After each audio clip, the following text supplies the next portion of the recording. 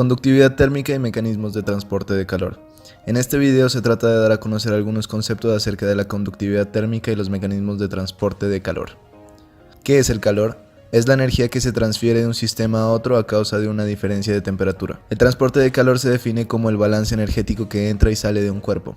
Este puede presentarse de las siguientes maneras. Radiación, que es la transmisión de calor entre dos cuerpos mediante ondas electromagnéticas sin que exista contacto ni otra sustancia conductora.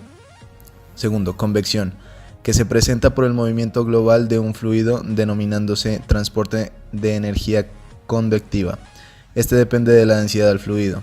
Tercero, conducción, que ocurre por medio del transporte de moléculas del material. La conducción es la propagación de calor entre dos cuerpos a diferentes temperaturas debido a la agitación térmica de sus moléculas sin que haya un desplazamiento real de estas. En un material sólido el transporte de calor se realiza mediante el fenómeno de conducción térmica en el cual el calor fluye a través de un sólido por contacto, sin que haya transporte de materia, de tal manera que la transferencia de calor va siempre desde lo más caliente a lo más frío. En un material aislante el calor es transportado por la vibración de los átomos de la red cristalina, quienes se empujan entre sí dando lugar al proceso de conductividad reticular o retícula fotónica en este caso. Los átomos de la red cristalina realizan un pequeño trabajo al desplazarse cierta amplitud desde las posiciones de equilibrio, generando un intercambio microscópico de energía. Aquí el transporte de calor es lento. En un material conductor el calor es transportado tanto por las vibraciones de la red y conductividad térmica reticular o fotónica, así como los electrones libres y conductividad térmica electrónica. Aquí el calor fluye rápidamente sobre distancias grandes y es el mecanismo principal de transporte de energía térmica en los materiales.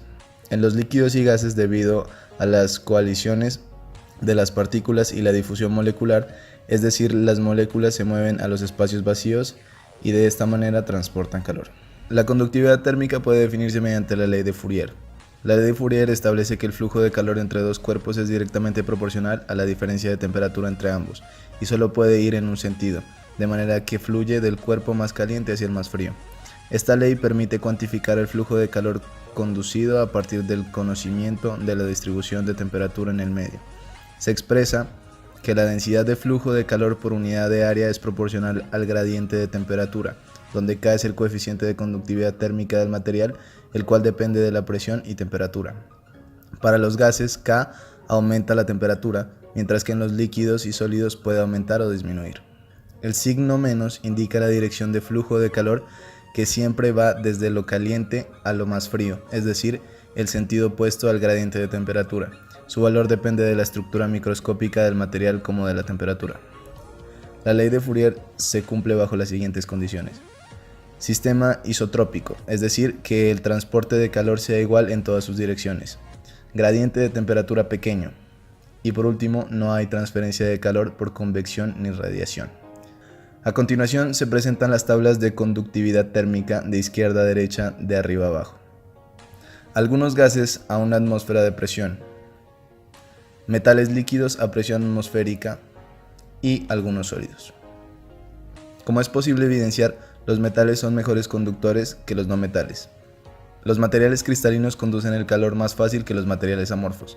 Por su parte, los sólidos porosos secos son muy malos conductores de calor, por lo cual tienen amplio potencial como aislantes térmicos. Las conductividades de la mayoría de los metales puros disminuyen al aumentar la temperatura, mientras la conductividad de los no metales aumenta.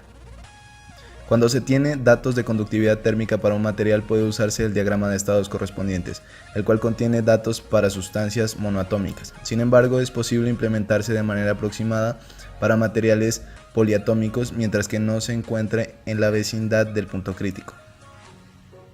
Este diagrama relaciona la conductividad térmica reducida en función de la temperatura reducida. A continuación se hará un ejemplo de conducción térmica. Para esta prueba tenemos una llave que está a temperatura ambiente. Con la llave a temperatura ambiente hacemos contacto con la bolsa de plástico. Vemos que no sucede nada nuevo, por lo cual realizaremos el siguiente experimento. Calentaremos la hoja de un cuchillo con una vela y encima de la hoja se colocará la llave. En esta parte, el cuchillo absorberá el flujo de calor proveniente del fuego de la vela, haciendo aumentar la temperatura de la hoja y pasando el calor de la hoja a la llave que está en contacto. Este fenómeno es explicado por la ley de Fourier, que dice que para la conducción térmica, el flujo de calor pasa a través de un material con más temperatura hacia el de menor temperatura en contacto con el primero.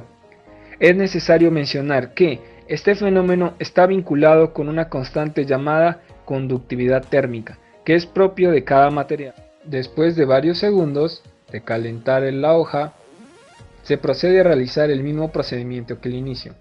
En esta ocasión se ve que la llave penetra con facilidad la bolsa plástica. Esto es debido al aumento de la temperatura de la llave, demostrando así el proceso de conducción. Otra forma de conocer la conductividad térmica de un material es implementando la técnica de platos calientes utilizando el equipo presente.